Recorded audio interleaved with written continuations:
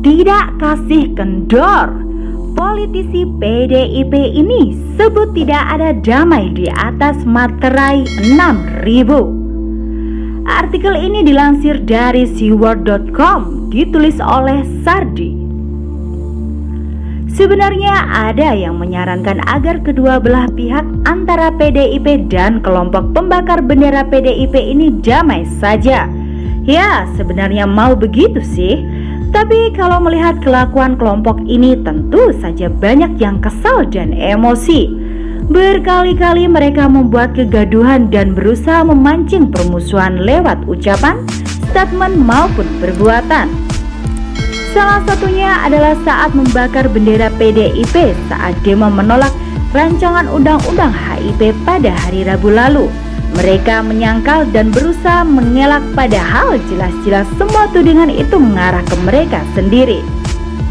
PDIP pun bakal mengambil jalur hukum untuk menindak pelaku pembakaran bendera partainya. Politisi PDIP Dewi Tanjung juga ikut menyoroti kasus pembakaran bendera PDIP tersebut. Lewat akun Twitternya, Dewi menghimbau rekan-rekannya melawan pihak yang membakar bendera PDIP. Dia mengaku merasa terganggu dengan aksi pembakaran tersebut.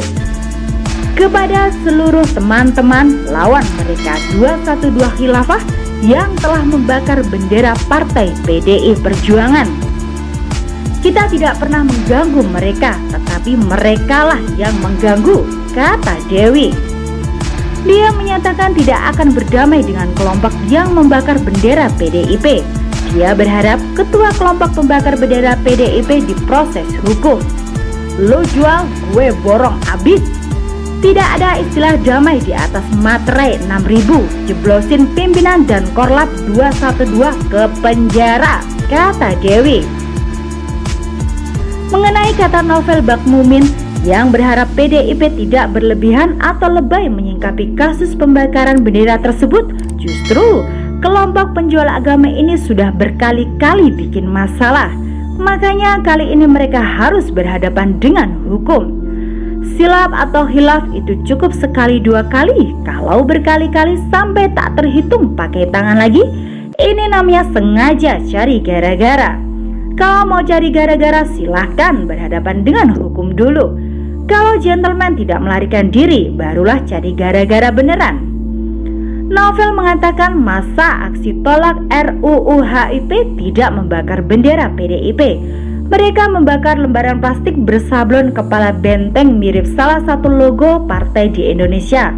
Yang dibakar itu juga bukan bendera, hanya berupa lembaran plastik yang mirip tercetak logo atau gambar kepala benteng seperti salah satu partai yang berada di Indonesia, katanya. Lembaran plastik mirip kepala benteng? Oke, jadi itu apa? Coba jelaskan dulu itu plastik apa? Ngapain pula bawa-bawa plastik itu? Ketemu di mana? Kalau misalnya ketemu di jalan, ketemu di mana tempatnya plastik itu?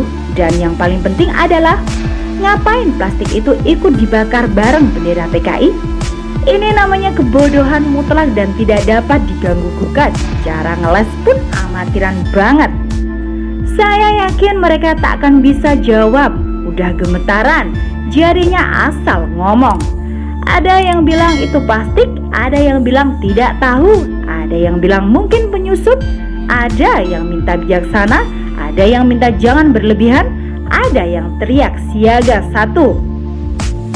Hanya selang 1 hari saja berbagai macam alasan kayak gado-gado keluar. Mereka mungkin tidak menduga PDIP bakal menarik urusan ini hingga panjang. Saya juga tidak menyangka, tapi proses hukum sudah cukup bijaksana. Kalau kelompok mereka yang tersinggung, lain lagi ceritanya. Malah main demo hingga rusuh. Itu beda beradab dengan bertingkah kayak orang tak beradab. Terlepas apapun yang terjadi, PDIP menang telak di sini. Kelompok sebelah rugi bandar. Masyarakat umum sudah pada bodoh amat dan muak dengan aksi mereka. Ditambah ngotot bikin demo di masa pandemik begini. Mereka tak dapat simpati, malah dapat hujatan. Mereka sepertinya sudah salah cari lawan. Ini adalah akibat dari sikap lupa diri. Lupa diri besar kepala karena merasa dibiarkan bebas selama ini. Ternyata ketemu lawan yang tak terima dan siap seruduk. Kelompok pendek akal yang gitulah, cuma andalkan otot dan mulut. Mungkin kelompok sebelah sudah siap melawan secara frontal, tapi ragu juga sih. Secara mereka ini pengecut yang kebetulan sok berani, junjungannya aja penakut, apalagi pengikutnya. Tapi PDIP tidak akan sebodoh itu meladeni frontal pakai jalur hukum. Itulah pejuang dewasa dan logis. Mungkin pelakunya nanti tertangkap dan dikenai Girls Protocol, tidak diakui, dianggap penyusup, di Ratna Sarumpaitkan. Apapun itu mereka kalah. Itu sudah cukup bikin mereka malu. Well, salam Indonesia.